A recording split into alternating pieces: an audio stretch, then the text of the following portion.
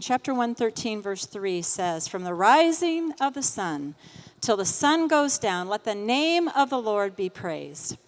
If you read in the Bible in Genesis, and it talks about creation, and God created this, and then the evening and the morning were the first day.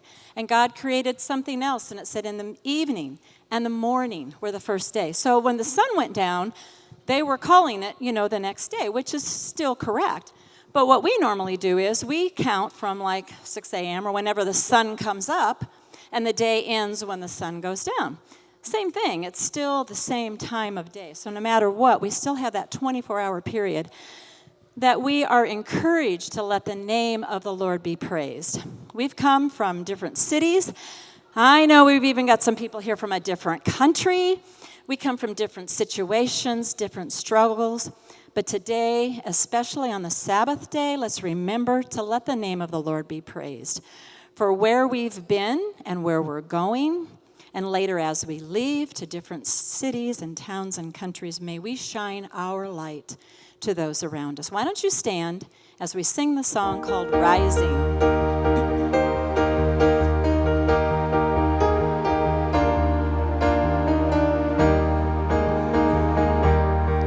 From the rising of the sun till the sun goes down, let the name of the Lord be praised. From the rising of the sun till the sun goes down, let the name of the Lord be praised.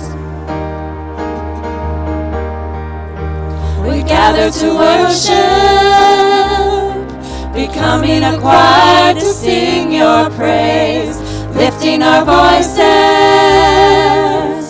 joining our hearts in this house today, people of God, in the power of God, for the kingdom of God we sing. From the rising of the sun till the sun goes down, let the name of the Lord be praised.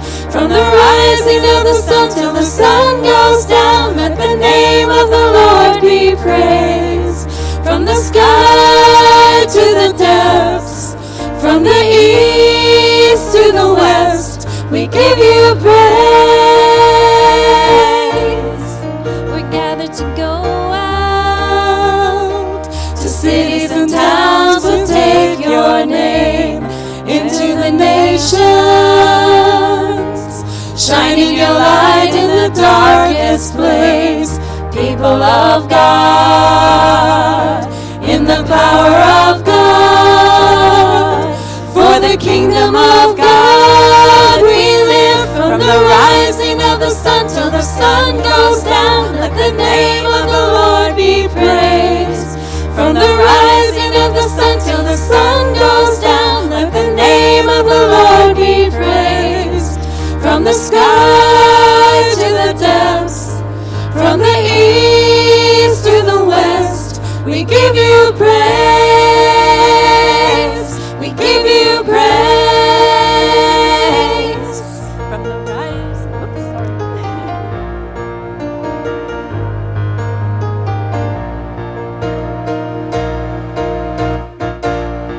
from the rising of the sun till the sun goes down, let the name of the Lord be praised. From the rising of the sun till the sun goes down, let the name of the Lord be praised. From the sky to the depths, from the east to the west, we give you praise. We give you praise. We give you praise. From the rising of the sun till the sun goes down, let the name of the Lord be praised. Amen. You may be seated.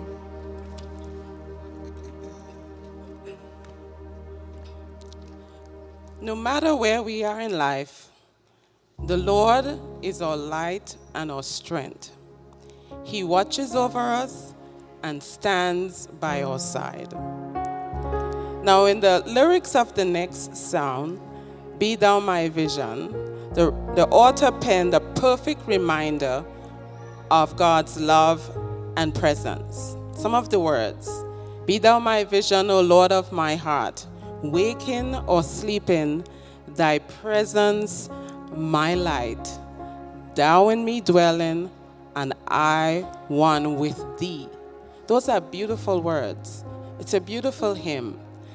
So it's a hymn that we can lift our voices and sing praises to his name, and just remember that God is always with us. He's our vision, he's our light, he's our strength.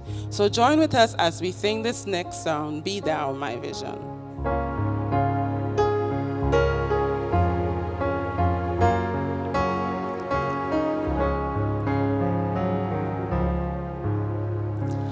Be thou my vision, O Lord of my heart. Not me or else to be, save that thou art. Thou my best thought, by day or by night. Waking or sleeping, thy presence my light. Be thou my wisdom, and thou my true word. I ever with thee, and thou with me, Lord.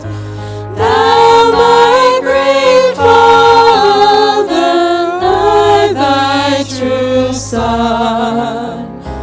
Thou in me dwelling, and I with thee one. High King of heaven, my victory won. May I reach heaven's shores, oh bright heaven's sun. Heart of my own heart, whatever befall, still be my vision, O ruler of all.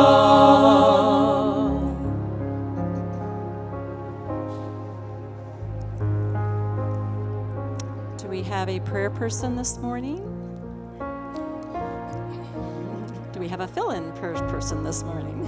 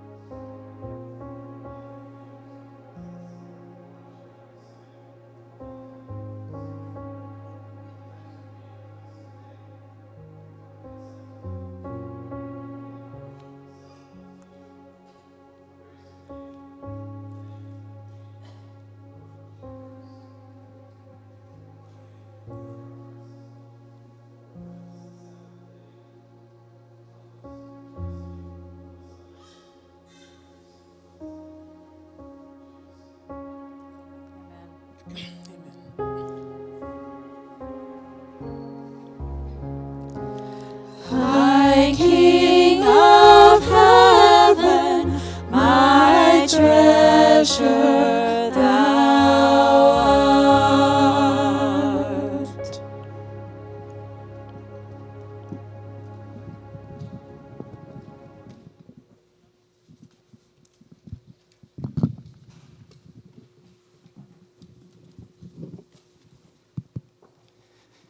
Good morning, everyone.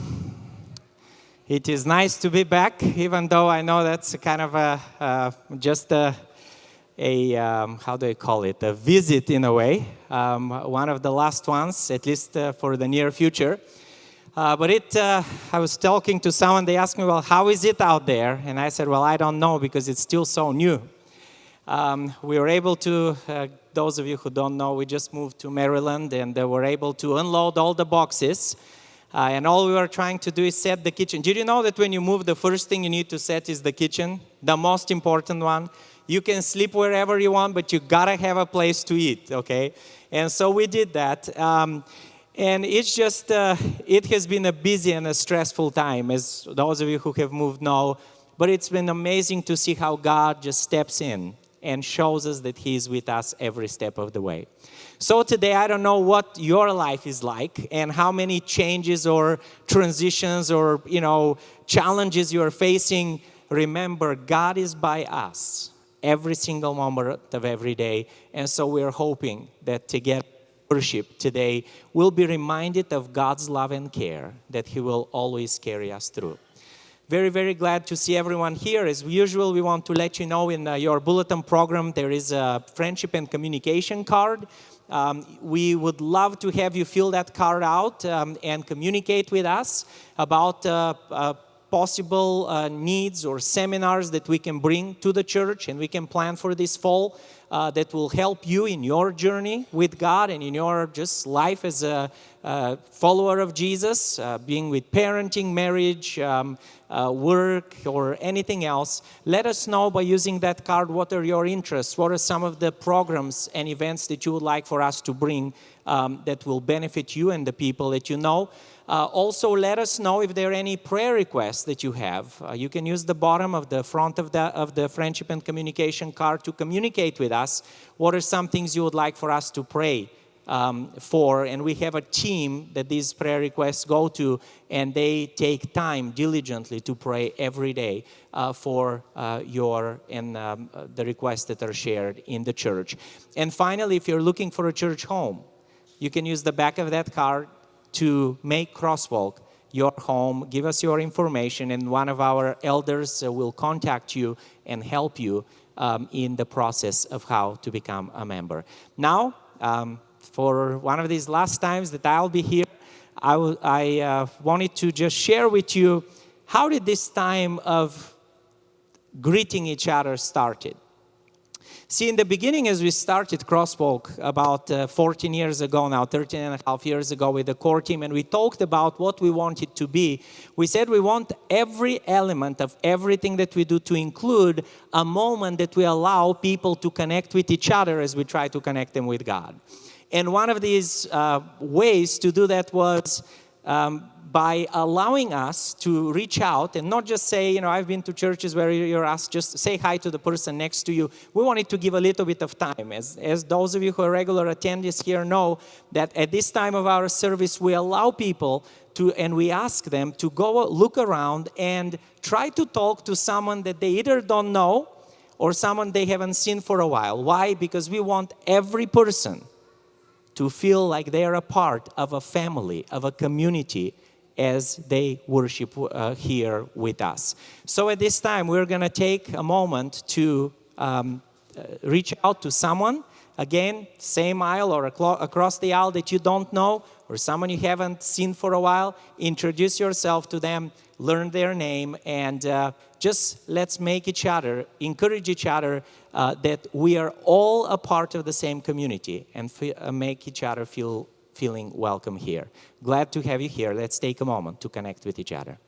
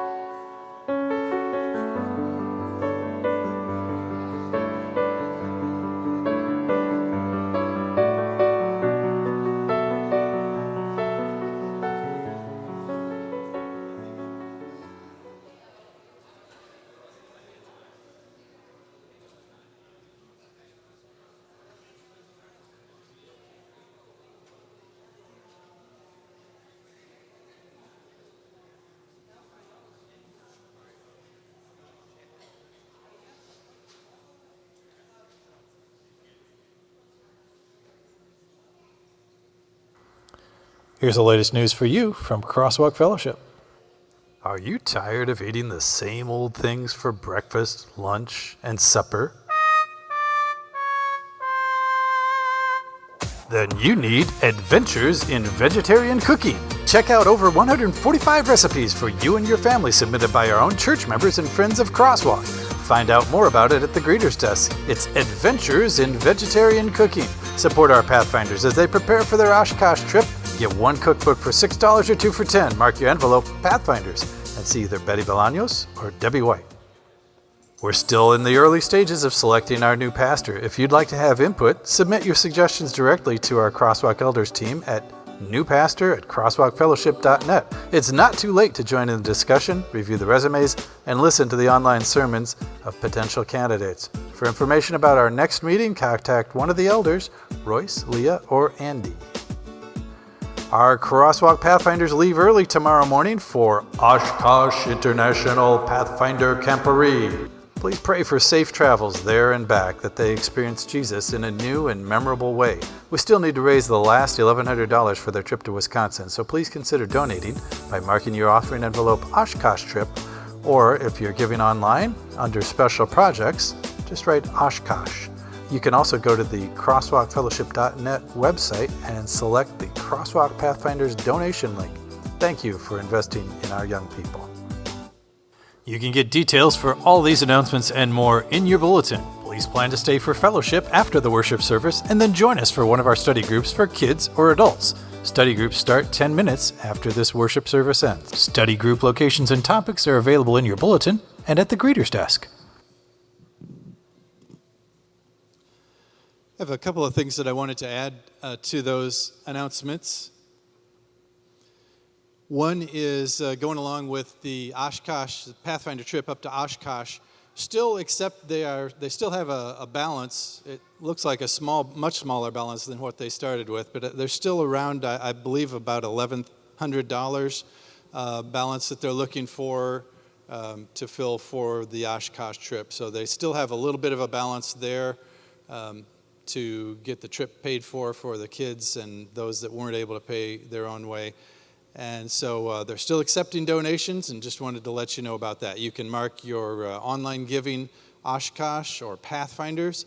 Also, if you want to put it in your tithe envelope, an offerings envelope, you can mark that Pathfinder trip or Oshkosh, same thing. And they're still accepting those donations. Wanted to also give you a bit of an update on our pastoral search. We, as you know, or may not know, Boyan mentioned that he's moved recently to the Washington, D.C. area. That got us going on a pastoral search. About 2 months ago we started on this. And we've been having meetings here to talk about what are the characteristics that we are looking for in a new pastor. We've met with our conference president and the ministerial secretary to get some ideas from them, and also to get some names from them on who's available and how does the whole search process work. We continued this week with a meeting here of our folks that are interested, and reviewed some resumes that had come in, folks that we were starting to look at. So basically, we got down to 4 names of folks that we'd like to look at, and as we were prioritizing those, I've communicated that to the conference president via email. And so we'll start bringing folks in now. You'll see some guest speakers coming in. And not to muddy the waters at all, but I may bring in a guest speaker that's not on our list as well, because I just heard yesterday of someone that's available as a guest speaker. It might be fun to hear them, and they're going to be in the Dallas area anyway. But in any case, that's kind of a tangential thing. On our pastoral search, though, we'll begin bringing in some of those folks to speak, to get to know them a little bit better, to help us on our way for a pastoral selection. If you are interested in, by the way, there was a survey that was done this week as well. And if you're interested in being on the mailing list for materials related with the pastoral search, if you'd like to take a look at the survey, be updated outside of what's in the bulletin and in the church newsletter that's delivered via email each week, and the announcements are in there as well. You can always write us. We established a special email address. It's newpastor@crosswalkfellowship.net. You can also tag one of the elders, Andy Rogers over here in the blue shirt, myself, or Leah Atinda, and just let us know, or our church clerk, Debbie White, who's on the praise team this morning as well. Let us know that you're interested, and we'll make sure that you're brought up to speed and know what's going on in that pastoral search. One other thing I wanted to make you aware of for young people, there is a special speaker, and I've forgotten her name, but there's a special speaker that's coming in a couple of weeks to NDAA. She's putting on a seminar. Her first name's Karen, but I've forgotten her last name. Anyway, Rob Parrish was passing this information on, so we'll have an insert or an announcement, formal announcement in the bulletin next week, but wanted to make you aware of a special program that'll be down at NDAA, especially for the youth, on the 24th, so that's in 2 Sabbaths. Just put that, you might want to save the date there. And now we've got some baptismal candidates. I'm going to turn it over to Pastor Boyan. Yeah, it's been a blessing to take part in baptisms 2 weeks ago. And is my mic on? Okay. And today, it's been 1 week and I'm already forgetting all the switches here, how they work. So, but anyway, it was a blessing to have the baptisms a couple of weeks ago at our last official Sabbath here. And just as the service finished that week, I knew that Karis wanted to get baptized, but then we talked with Catherine, and Catherine, you said, well, I would love for us to do this before, next time I'm here.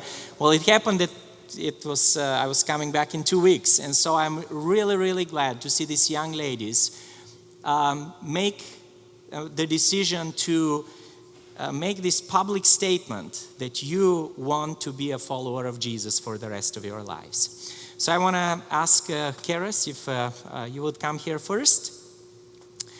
This young lady, I've been looking through some pictures, by the way, as we were trying to switch computers with my wife. She's getting my old computer, and I had to clear some of the files there, and I found this old file with pictures from the young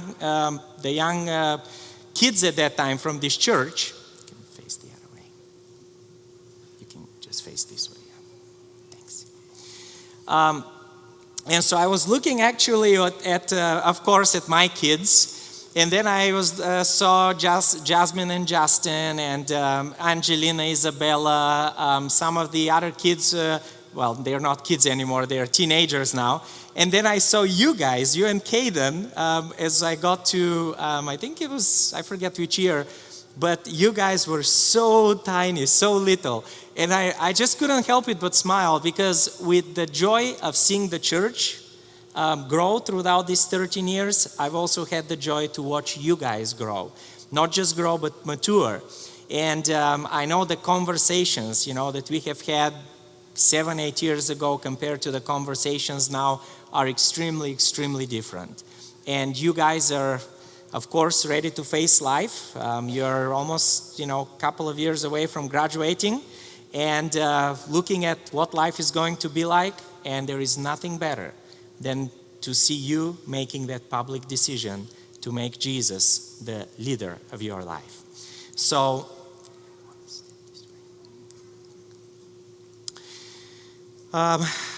Keras, I know that we have studied together a 3 years ago. We did this study with the young people.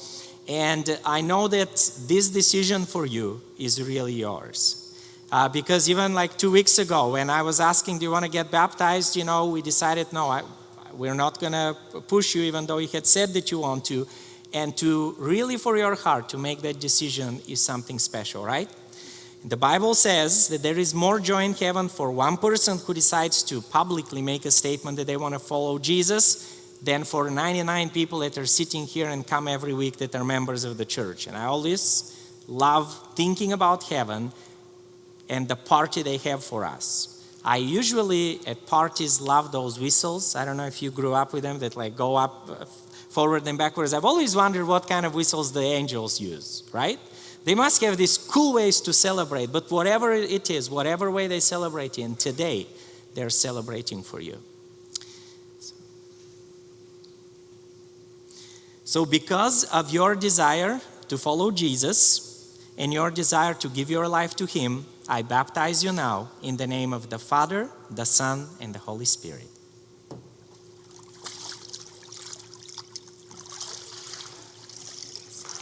You okay? Congratulations.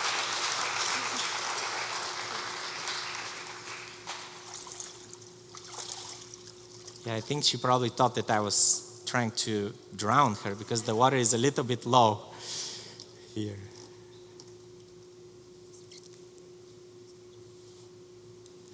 Isn't it amazing to see these young people not only growing up but becoming disciples of Jesus? Let's give her a hand.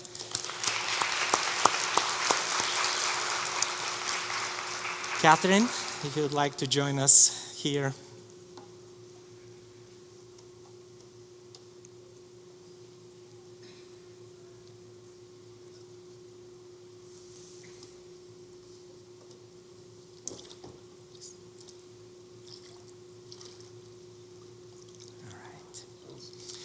I have to actually say that today was a kind of a stressful morning because we had some people who are supposed to deliver the baptistry. We shared it with one of the churches in town last night.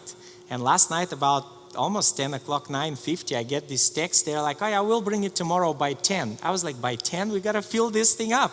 So we had to actually go this morning and deliver this baptistry, and that's why the water is a little bit low, but that's as far as we can get it before the service. But either way, God had a plan. And today, I know that this is your decision, Catherine, to give your life to Jesus. I know that you have not just decided in your heart that you want to follow Him, but you want to make this as a public statement. But more than that, God had foreseen this moment in your life. I know we talked about baptism like a couple of years back, and you were in university at that time. Now you're back here, you have your job. But God knew that it was going to be this very day, that you will make that decision, and He has a special plan for your life. I know you've seen a lot of it as, your professional career develops, but God also has a special plan for your spiritual career. And I pray that this day is going to be the beginning of that moment when you will not only tell God and the heavens, I want to follow you, but He will start using you in powerful ways to make a difference in the world around you. Right? So Catherine, because of your decision to follow Jesus and your desire to be baptized, it is my privilege and joy to baptize you in the name of the Father, the Son, and the Holy Spirit. Okay? You okay? Yeah. All right. Congratulations.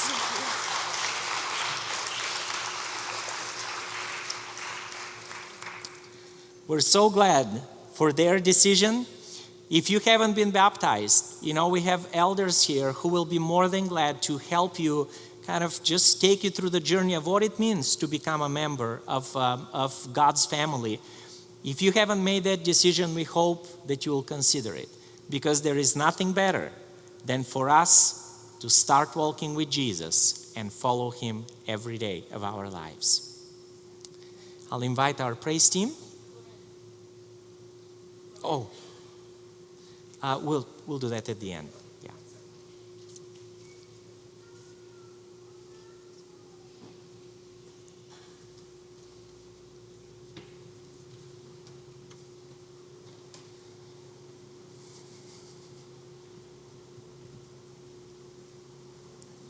Sorry we're a little late, but it was beautiful watching those baptisms this morning. When we study our Bible, we learn that we don't get saved through our works. Rather, we're saved through Jesus' sacrifice on the cross. And it can be tempting to think, well, if I'm not going to be saved by my works, I can just do whatever I want. But the reality is, when we profess our faith and we believe in God, our actions don't only speak to our character and ourselves, but they also can influence how people view God, because they know that we're Christians. So one way that I think, for me personally, it's easier to do good is by surrounding myself with good things. Now, of course, I'm not perfect, but I try. And there's a very inspirational verse in Philippians 4. Is that me? That gives us some words of wisdom to live by about surrounding ourselves with good things. It says, "Finally, brothers and sisters, whatever is true, whatever is noble, whatever is right, whatever is pure, whatever is lovely, whatever is admirable, if anything is excellent or praiseworthy, think about such things. Whatever you have learned or received or heard from me or seen in me, put it into practice, and the God of peace will be with you." So what could be better than surrounding ourselves and making ourselves as close as we can to Jesus and to God? We're going to sing a song called "Draw Me Close," and I just want you to think about how drawing ourselves closer to God helps other people see him, and we can shine our light for God.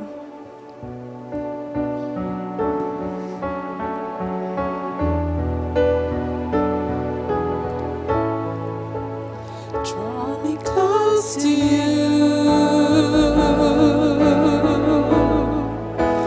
Never let me go. I lay it all down again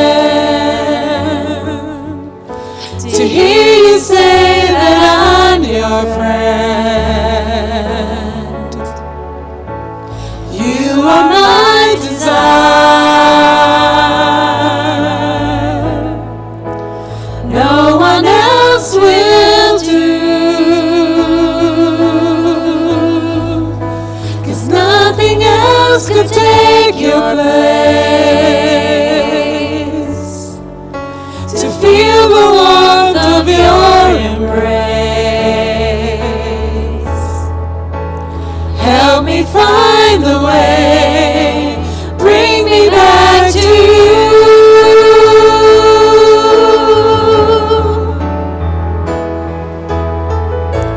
You're all I want.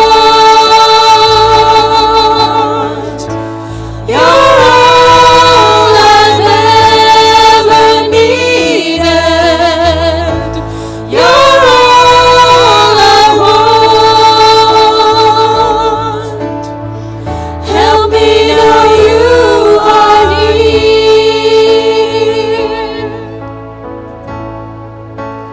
Draw me close to you.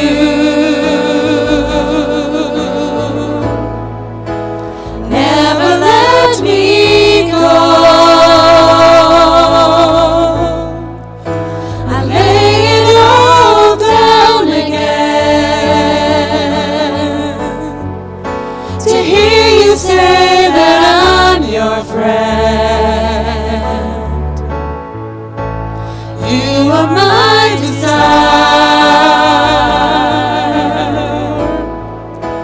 No one else will do.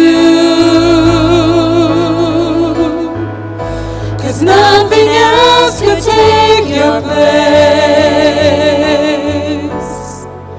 To feel the warmth of your embrace. Help me find the way. Bring me back to you.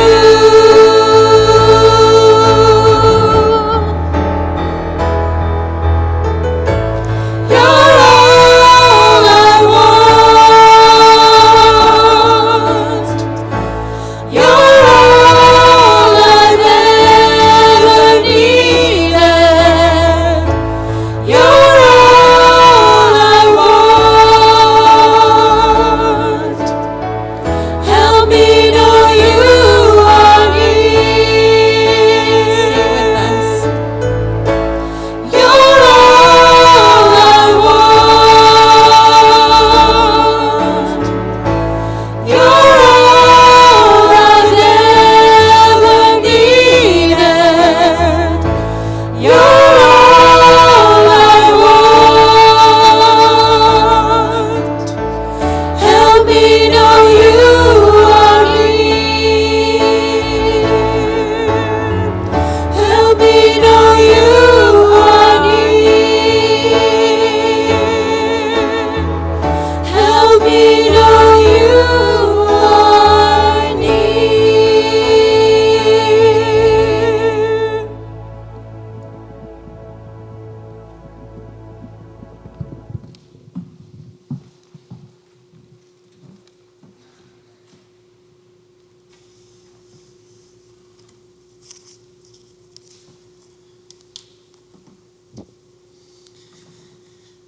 Well, it was finally the day when our stuff was packed. It was all in the truck.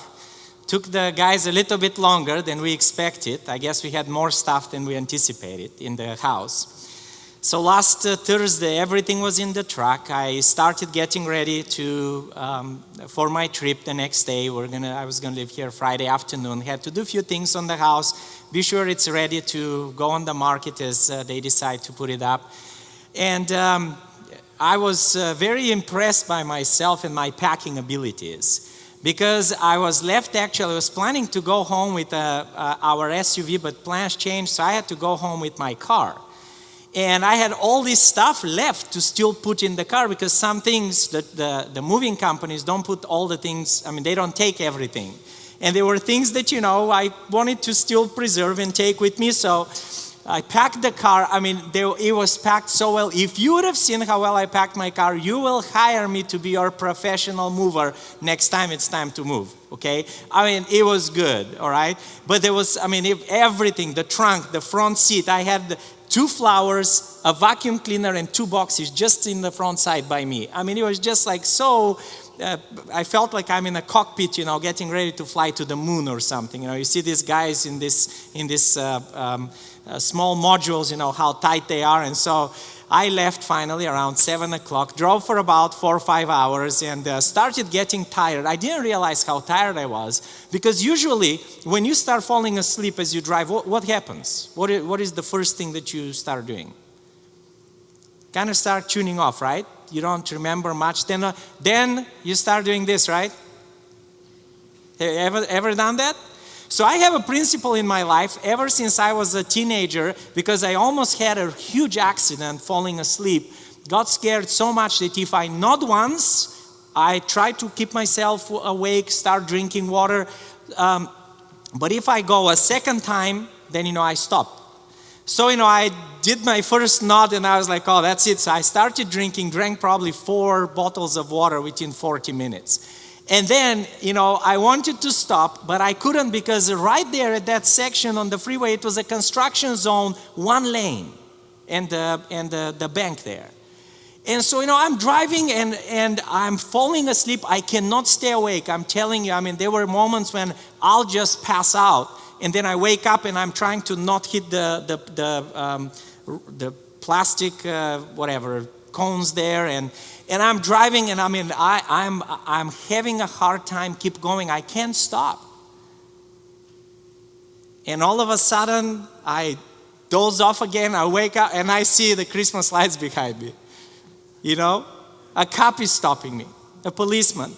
And so he comes to me. I knew why he's stopping me. I mean, I was sure dancing on the road. I know I was. There was, you know, it was obvious. So he comes to me and he says, "Sir, hello, can I have license and registration?" I had to dig, you know, through my stuff to find my registration. I was like, "Sir, I'm moving. I'm very tired. I know why you stopped me." He's like, "Sir, have you had anything to drink?" I said, "No, I haven't. In fact, I'm a pastor. I haven't drank." No, I said, "I'm a pastor." He's like, "Well, good. Well, when was the last time you had anything to drink?" And I was going to be a smart, Al. He could just say, "Well, I just drank water," but then I thought, not that time to joke. I was very serious. I've learned my lessons.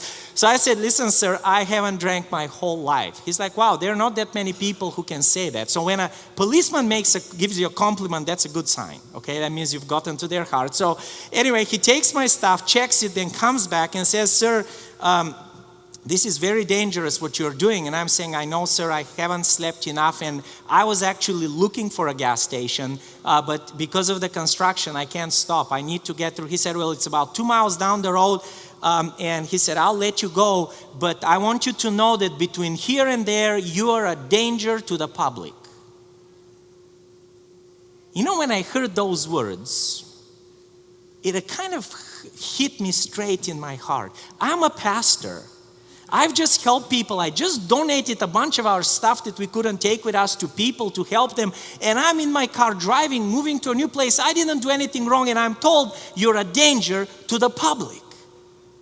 Ever been called like that? Called anything like that? Public danger? But I knew what he was talking about. Because see, many times in life it is not necessary to do the wrong thing for us to endanger the life of others. See, I didn't have to drink and drive. If I would have drank and drive, everyone would have said that's the wrong thing to do, right? All I did is I was sleepy. I didn't have enough sleep. I was doing okay. I'm just waiting to park at the next gas station. Nothing wrong. Anything wrong with being sleepy? Does the Bible ever says you shouldn't get sleepy? That's a sin? But see, many times we might do the right things, but because of our wrong judgment, even the right things or the not big sin things can turn into harmful results. I didn't drink that night, but I was as dangerous to everyone around me as if I would have. I didn't take drugs that night, but I was as dangerous to the people who are beside me on the road as if I would have had. Because of a bad judgment, to not stop the very beginning when I felt sleepy and say, I shouldn't be doing this. How many times in your lives do you find yourself not doing anything wrong, one of those big, ugly things, and yet you end up hurting those around you? Or maybe creating potential for them to be hurt. I had to reflect on it, and I'm telling you, between that place and the gas station, God spoke to me.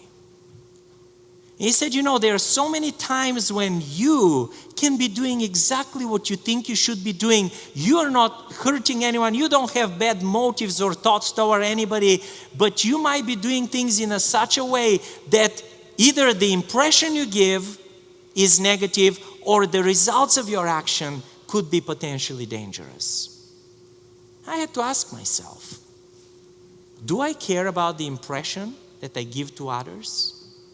Because see, at that moment when the policeman stopped me, he imagined that he didn't have a chance to talk to me. What was his impression of me?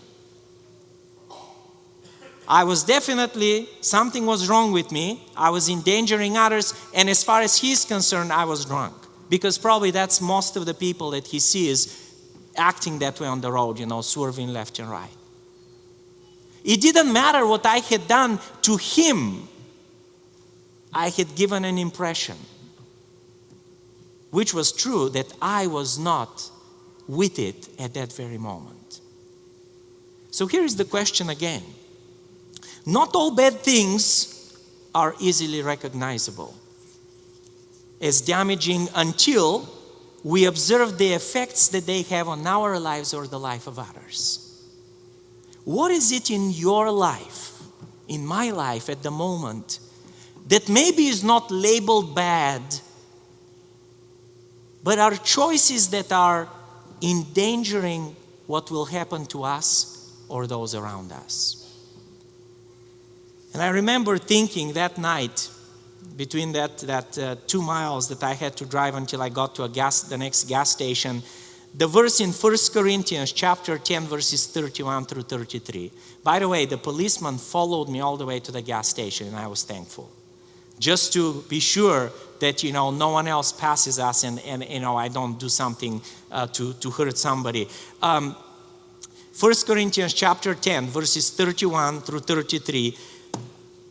Apostle Paul here says these words: "Therefore, whether you eat or drink or whatever you do, do all to the glory of God. Give no offense either to the Jew or to the Greek or to the church of God, just as I also please all men in all things, but seeking my own profit, but not seeking my own profit, but the profit of many." Two things in that text. Number one, whatever you eat or drink, do it for the glory of God. I love that illustration, because what happens with the things that we eat, they get dissolved from our body, right? They get broken down to these small chemical particles, and they become part of who we are. They infiltrate our whole organism. God says everything that you do, from the food that you eat, from the things that you listen to, remember, it comes and it defines who you are. Do it all for the glory of God. And the second part of that verse, it's interesting. I never paid attention to that until I went home and I started writing my study for today, and I read through it. It says, "And by the way, do not give offense to anyone else around you." The Greek really means don't become a stumbling block. Don't become a temptation for others. Don't become someone that gives the wrong impression of others and causes them to be disappointed, to stumble, to fall. Because it doesn't matter how good our intentions are and what we do, the results of our actions could often lead to negative consequences that we never intended to do. I don't know what that policeman thought about me, but I'm glad that he was able to talk to me. Because I never intended to be the person who endangers the public. I've given my life to help people. But I needed someone to tell me, hey, think of your choices. Young people, a lot of times you will make choices and you don't think it's not a big deal, it doesn't affect anybody. It's my life I'm endangering, not realizing that through our actions we are impacting those around us negatively. Think about the choices you make. Even when you're not choosing to do something that is quote unquote wrong, just keep on considering, what will the choices you make lead you to?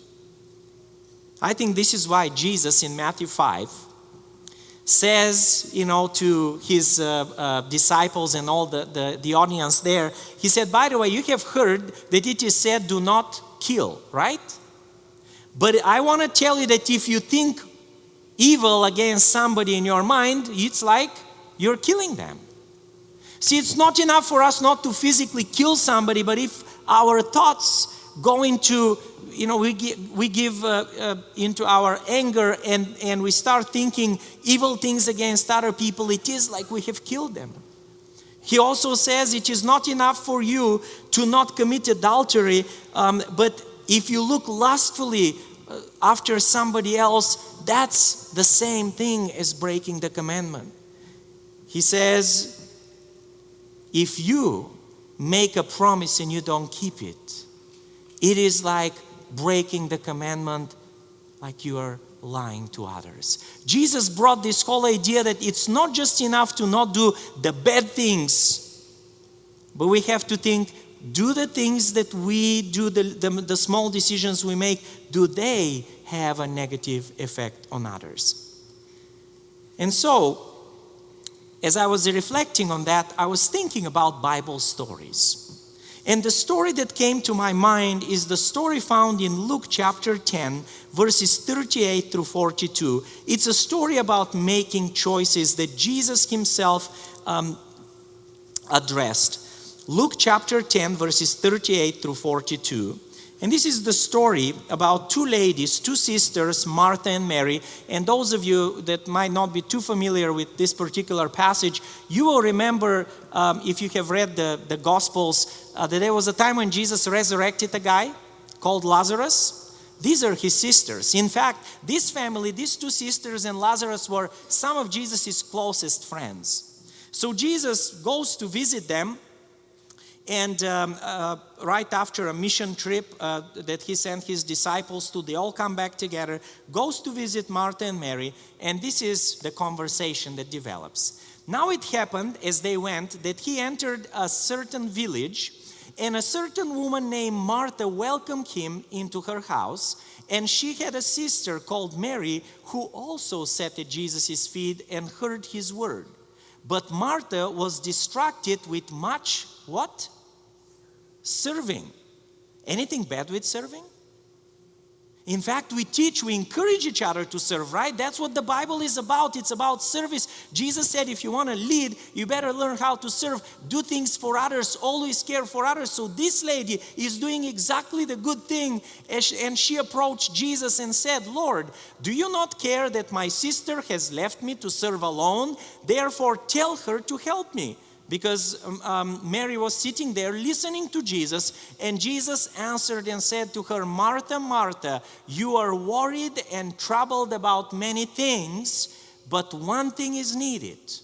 And Mary has chosen that good part which will not be taken away from her. It's all about choices. Not doing a wrong thing, doing the right thing, but in an inappropriate way or at the wrong time could have the same result as if you turn your back on Jesus. And so Jesus now talks to Martha and he says, I know you're very busy. I know you're pursuing your career. I know you're pursuing your studies. I know you're pursuing your move and you want to get all settled where you are. Or, you have to take care of your family to get your kids ready for school. I know you're busy. I know there are so many things to do, but you're letting those things, those worries, take you away from me. Did you hear that in Jesus' words? He's looking at us and he's saying, hey, is there anything that's taking you away from me? How is your life? This last week, I had one of our leaders there, conference leader, speak to us, and he asked us, we're all pastors and teachers there, had a little meeting. He said, guys, how is your walk with Jesus? It's a kind of offensive when you ask a pastor, how are you doing in your walk with Jesus, right? Because we spend our days preparing for sermons, giving Bible studies, all this stuff. He said, no, I don't care about what you do with others. How much time are you spending every day for Jesus to speak to you?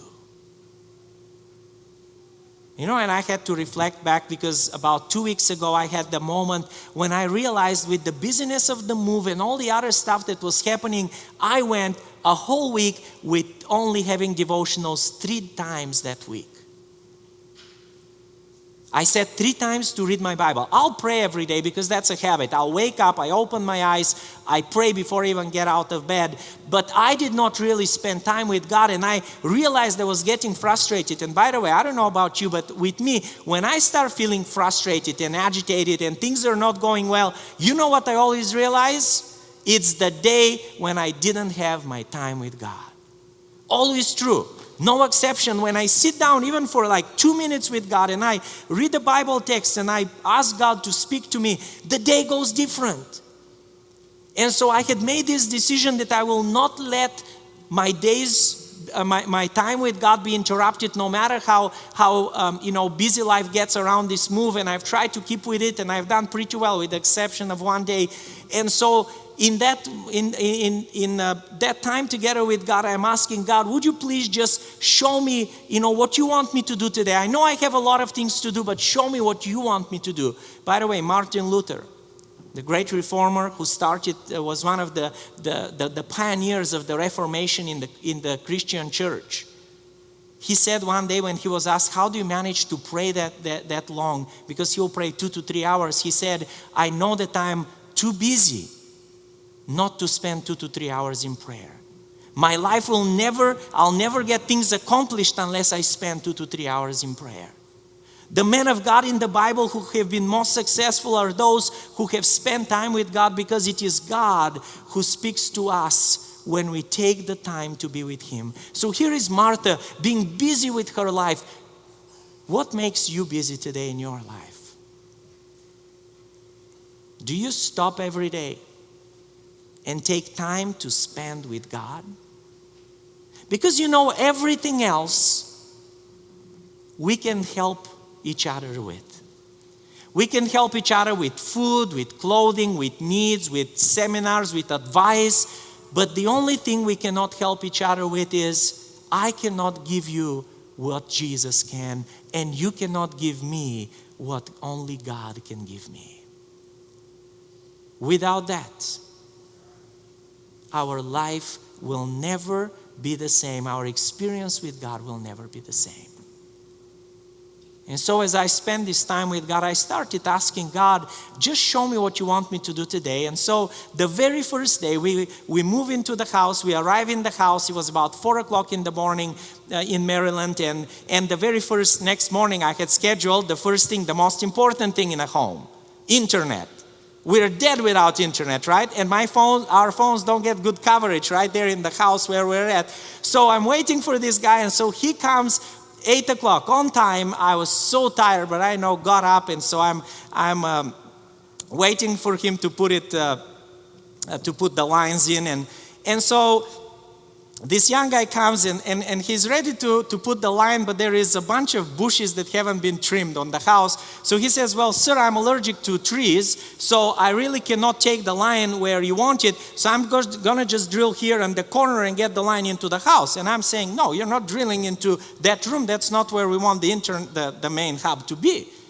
And I'm feeling this like, I'm sleepy, I'm kind of tired, I'm a little bit agitated.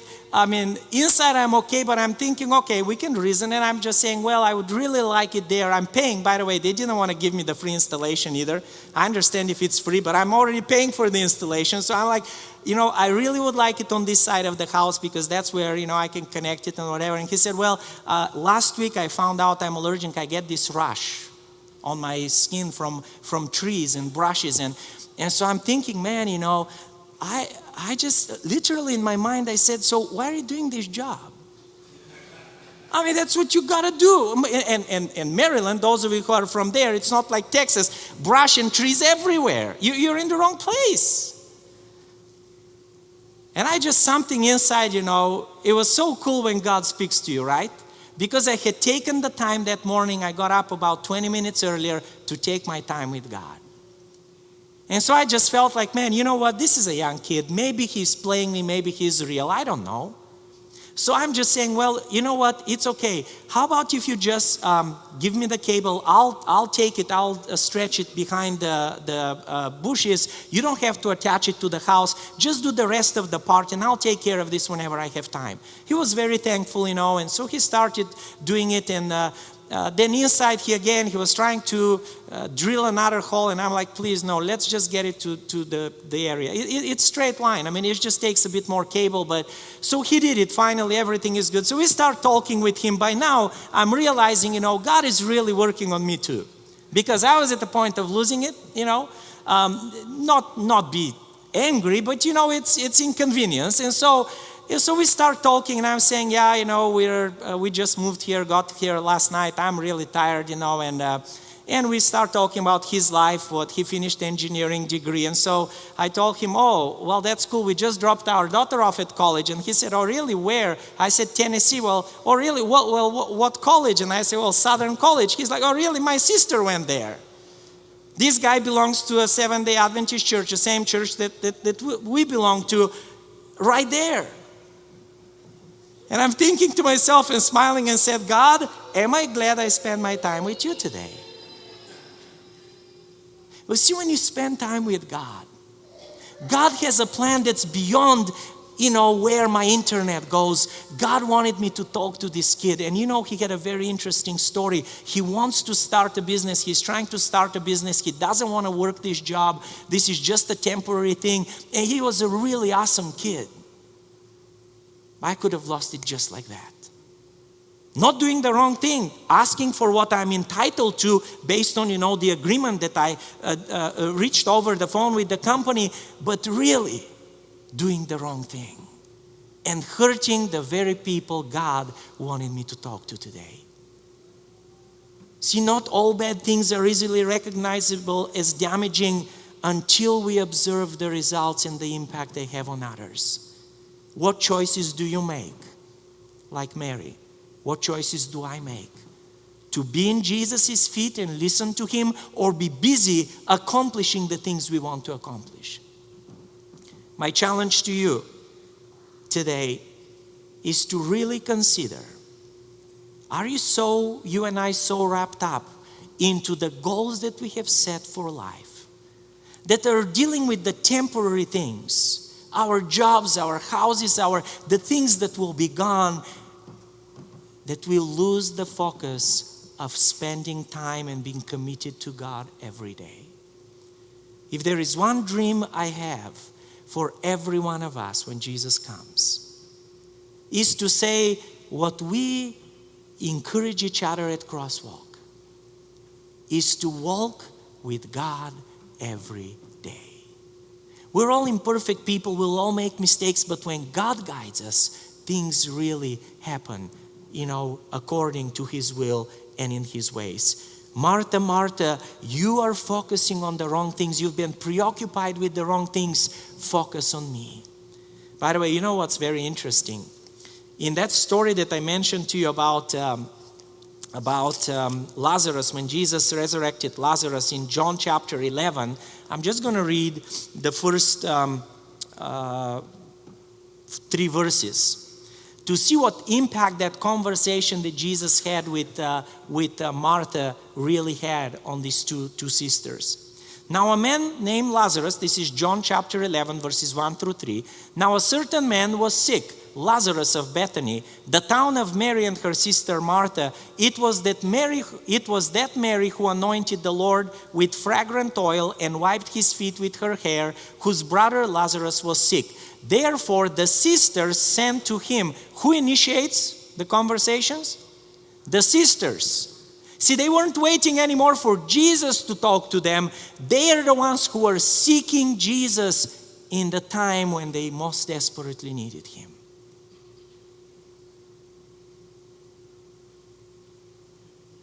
Do you and I often wait for that very moment when our lives are crashing down to remember that we need to run to Jesus first? Or do we do that every day? Because you know what? That thing happened on Monday, with the story I told you with that cable guy happened on Monday. On Wednesday, we have the guy who came to spray for the bugs. And by the way, there are lots of bugs there. I know there were bugs here too, okay? But lots of trees, lots of brushes. So the guy comes to spray with the bugs, and I'm really pressured because I know I have to leave, to come here, and I need to get at least everything ready for Viara and we have another friend of ours who is coming there for a little while to stay with him when Viara needs to be gone as well for a week with me. And so I'm trying pressure to finish things. This guy comes to spray for the bugs, and so we are talking about the contract, and so he sits down at our table, and I sit with him, and he starts talking to me. And I love talking to people. Those of you who know me, I love people, but there are times when you're like, I can't talk. I just need to get going. And so I stood up and I was standing, the guy wouldn't move. He just kept talking to me. And, and it's like one of those moments again when you feel that God is telling you, sorry kids, but I'm going to use the expression anyway, shut up. Be quiet and listen to what I'm telling you to do. You'll get that stuff done. Who cares if you finish painting? I have someone I want you to talk to. See, people are always more important to Jesus than things, than goals. Because God's life is about people. His passion is about people. And so he says, your busyness is danger to the public. Leave it aside and focus on what I want you to do. Within 5 minutes, the conversation changed. I sat down and I asked him, so where are you from? He said, well, I was born here. And then I said, well, good, So he asked me, so where do you guys, did you just move here? I said, yeah, I know it's, pretty obvious, but he asked me where from. I said, Texas. He actually served on a military base in San Antonio, Texas. And he proceeded to tell me how he did really well, but he was sent in the wrong place, was very disappointed with the military because he wanted to go overseas. They sent him to this base where a lot of the nuclear arsenal is kept. And so most of his time, even though it's a very prestigious place, he had to spend underground, not seeing the sun. And he said, I just realized I can't do that. I requested for them to move me and they didn't. And anyway, he went on to tell me just the hurt he carried that he couldn't pursue the career he wanted. And then we talked again about his life and all that. And at one point I said, okay, so, I told him I'm a pastor. I'm there to start another church. I said, so do you have a church you go to? He said, it's been a long time since I've been in church. See, I could have been busy and finished the house, have everything perfect. God was saying, you know what? It's not about your goals. It's about mine. So, do you take time for God, number one? So life doesn't cause us to do good things that become destructive for us and others, become danger to the public and ourselves, but we are in tune with God every day so He can lead us to do the right things He wants us to do. And then the second thing is, do you make the right choices? Thinking how your actions will impact others. Because I could have fought for my rights with the cable guy and leave such a bad expression to him that even if he ever joined the church we are starting there, he would have walked out. Because he will remember that bitter guy who created nothing but trouble when he came to install the cable. And finally, do you commit your life to service? Because when you spend and I spend time with God, when we think about the choices we make and the impact those choices are going to have to others, we will be led by the Spirit to serve others the way Jesus served. I'll never forget, and by the way, Bill, I don't know if do we have that umbrella here anywhere? If it's in the back. It's, anyway, if you can bring it out. It was a while back. One of the memories that I keep from Texas is a little red umbrella. I'm sorry, with all the other stuff around the baptistry, I forgot to pull it out, so hopefully he can bring it. I was actually at the mall. I had to pick up some stuff. Viara had to drop me off, and then she drove out to do some of her stuff. And so I came out afterwards, and I was just walking from the Cheesecake Factory here at the Stonebriar Mall all the way down to the end of the parking lot where I said I'll wait for her. And so, everything is good. The sun is up, and all of a sudden, I don't know if you have had those experiences where you see one cloud and it starts raining, and it's sunny everywhere, but right where you are, it's pouring rain. And I'm getting soaked and I can't run anywhere because wherever I look in the nearby area, it's raining and I can see the sun in the dry land, farther away from me. And so I'm getting soaked and nothing, I can do about it. So this car goes by And if you look at the car, you will run away, okay? It's one of those cars, and the people, this is not like the people you expect to stop and, help you out and all that. And I see this car coming. I even had to step back because I was like, these guys are going to drive through the puddle and make me even more wet, whatever. The car stops. And the guy rolls his window out and he says, "Sir, would you like an umbrella?" At that time, the girl on the other side just gets out of the car, hands me this little umbrella, okay? And says, "Hey, you need this." And I said, no, you can't just leave it here. It's okay. Can I return it back? They said, no, just take it. It's okay. Hopefully you stay dry, and they drive out. About 9, 8, 10 months ago. And I just thought about it, man, I'm going to keep this umbrella. In fact, I pulled it out now from my office as I was leaving last week because it made me say, how many people with nice cars, with lots more means, drove by there, they didn't even look at me getting soaked. These 2 young people, like I said, if you see them, you will run away. They're not the people you say, I really feel comfortable with them. They stopped and said, "You know what? We want to do something good for this guy that we don't know, that we might never see again." When you let God speak to us and lead our lives, He will not only help us make the right choices, the important choices to impact people in a positive way, but He will also move our hearts to serve, and rather than focused on our goals, He will point us to the people in whose lives He wants us to make a difference. And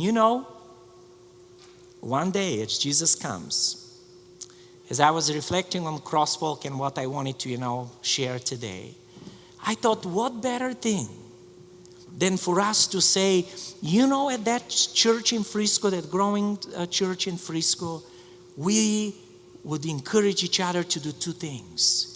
Stay close to Jesus, help others be connected to God, and serve each other, help each other connect with each other.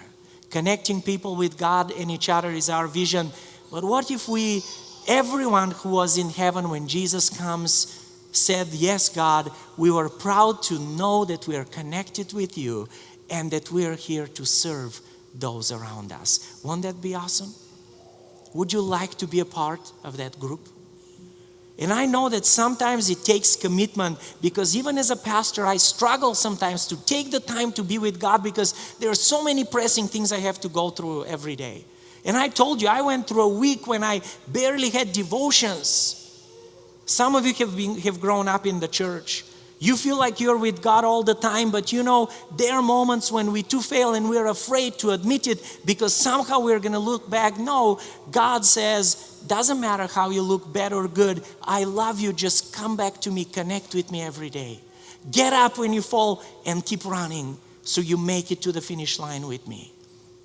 Or if you haven't had a chance to be with God, if you feel that your life is just, such a life that God doesn't care for you much, let me tell you, God loves you as much as He loved Mary, the lady who had issues, moral issues, and many other things that came to Him. Jesus loved her so much that her sister, and her brother became His best friends while He was here on earth. God can help you. God can move you from your brokenness into healing. You just need to get up and keep running the race. This last week, at that meeting I was telling you with our leaders, they showed us this video about a lady who was an athlete. Her name is Heather Dorniden. She was in the University of Minnesota, was going to pursue a career with other things, became actually an athlete and started broke all the university records, most of them. So here is a video of her running a 60-meter race. And it's interesting that she was very, very determined and expected to win when this happened. I want you to watch it with me.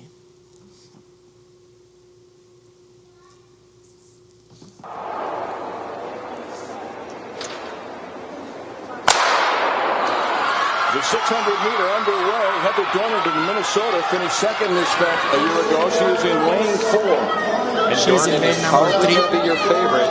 She actually won the NCAA championships in 2006 in the 800, but she only won one Big Ten championship in the 2 years. 3 laps in this event, 600 meters, 3 times around the 200-meter track here at the field house. What a bold move by Fawn. She's looking very confident, and the Penn State runner is just running amazing today. She did win her heat in the 400, but ended up taking 4th overall. That's Fawn Dorr moving into the lead, a sophomore from Penn State. Dornerdon running second. Dornan last year scored 23 points for the Golden Gophers in their Big Ten championship, so they're really relying on getting a lot of points from her this weekend, and she's just coming by Fawn Dorr now in the home stretch, heading into the bell lap. Went down. Dornerdon falling down, gets up quickly, but that's going to cost her. Lucky she wasn't injured. Her teammate just went to the front, though, so they may be able to recover from that. And Dornerdon is flying down the backstretch. She is catching up. She is going to catch Fawn Dorr, and she may catch the leader. Wow. Wow. She's got Fawn. This is a gutsy effort by Dornerdon. Can she pull it off? She's moved into 3rd. Dornerdon coming down the stretch from the outside. Dornerdon coming on strong. Dornerdon all the way. Dornerdon. She did it. Heather Dornerdon. Oh, unbelievable. Isn't that what our lives amazing. look like to very fall often? in a 600. I mean, this is basically We are a right on sprint. track. We do I mean, this well, is an especially extended as followers 400 of God, and you basically, can but turn the to fall with volume 200 down. meters to go and get up and win. And all of a sudden, things fall down, fall apart, right? And we get discouraged. God says it's okay. I want you to get up and let's keep running. Because with God's help, we will not only face life in a lot better way. God will help us make choices that will help us not endanger society, but actually serve society. And He will help us, if we fail, to get up and keep running, so we can make it to the eternity that He has prepared for us. Again, we are all at different journeys in life. There are good things happening in some of our lives. Some of us are very happy where we are with the jobs we have or the degree we are pursuing, or the life, what's happening in our families and kids and everything. And things are great. But life breaks down at times, right? When that happens, remember, God wants you to just get up and He'll help you keep on running. And others of us might be in a situation where life is broken down. We really don't like where we are. But God says it's okay. Still, stand up. I'll help you through. Don't ever get discouraged. My prayer is 2 things today. Don't let Satan use good things to turn into danger to the public in your life and distract you from staying focused on Him. And the second thing is, as you make choices, consider, will those choices really reflect the love of Jesus to those around us? Will it serve them and help them get up on their feet and make it through the finish line? Pray, stay with Jesus, and serve others. Amen.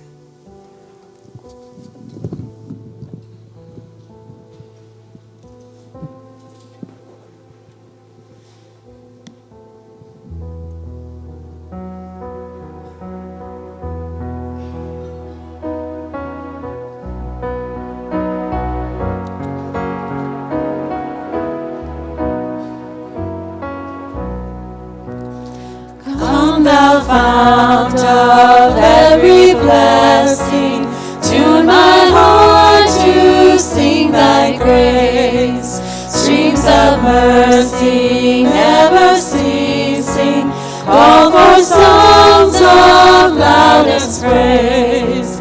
Teach me some melodious sonnet, sung by flaming tongues above. Praise the mountain fixed upon it, mount of thy redeeming love. Oh, to grace how great a debtor, daily unconstrained to be. Lord, like a fetter, bind my wandering heart to thee. Prone to wander, Lord, I feel it. Prone to leave the God I love. Here's my heart, Lord, take and seal it. Seal it for thy courts above. Here's my heart, Lord, take and seal it. Seal it for thy courts above. Before we pray, I wanted to call the two ladies that got baptized, and also I want to call Clarine up front, if she doesn't mind to come for a second.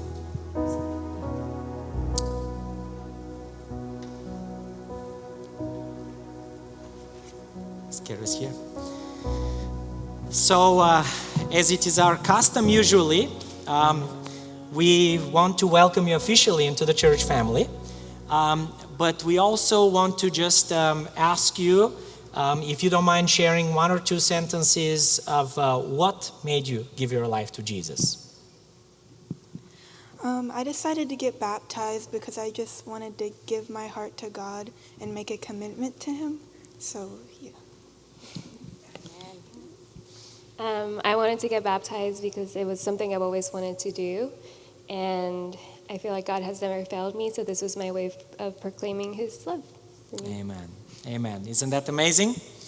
You know, I hope that again we are inspired, because like I said, young people who commit their life to Jesus, first you guys have a lot more energy to run with what Jesus asked you to do, right? You don't get as frustrated as we do and having to stay calm, otherwise we must represent Jesus. But our dream for you is that God uses you in mighty and powerful ways to connect people with Him and to continue to serve this community. Thank you so much.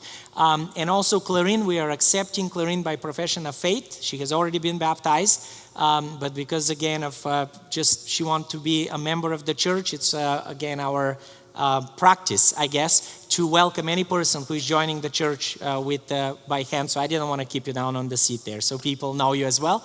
So you have Karis, Catherine, and Clarine. That's actually cool, even though they're not spelled with C's, you know, they're still similar sound phonetically, right?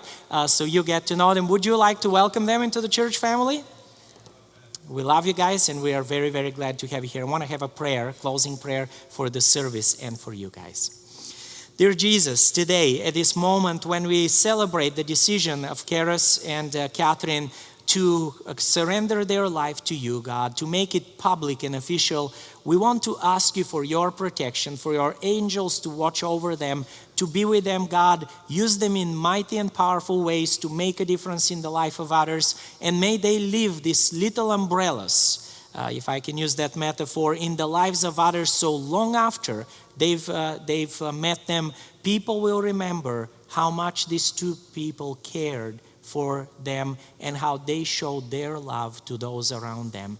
Be with them, bless their future, show them your plans, your great plans for them. Be with Clarine as well, as she has been a member here of this congregation for a while, but we're making her membership official. I pray that you will bless her and her family as well. Continue to walk her and guide her, Lord.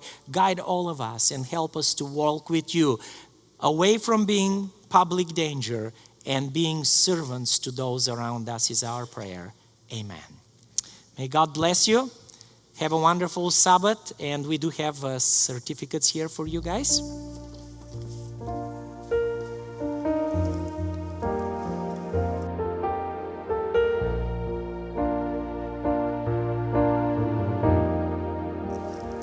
Blessings to you. At 12:35, our adults classes will start here in this auditorium, and kids classes are in the two wings of the church. Again, thank you for worshiping with us. May God lead you and guide you as you go forward with Him this week.